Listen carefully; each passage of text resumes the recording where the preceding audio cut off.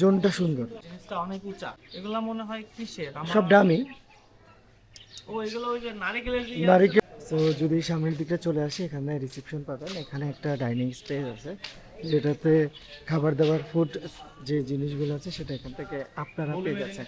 যদি আমরা এখন আনায়াতকে ছবি তুলে দিচ্ছি, এই জোনটা বেশ সুন্দর, যেখানে আলটিমেটলি অনেক মজা করা যায়।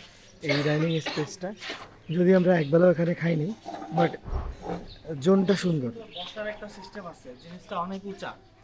এবং এখানে এগুলা মনে হয় কিসের? সব ডামি এগুলো ওই যে নারিকেলের যে নারিকেলের যে মালা আছে সেই মালাটা দিয়ে। প্লেসটা বেশ সুন্দর, বাট যদি আমাদের একবেলাও এখানে আলটিমেট এখন পর্যন্ত খাওয়া হয়নি। আচ্ছা, এখানে পাখি রাখা আছে। রিসেপশনটার পাশের এই জোনটা আমার কাছে বেশ ভালো লাগে, যেটা হচ্ছে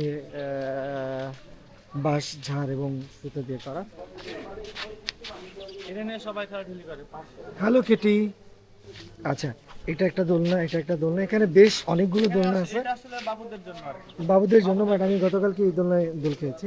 এই একটা সুন্দর দোলনা আছে বড়দের জন্য। এখানে অনেক সুন্দর মাছ আছে। So hello, hello fish. Hello fish.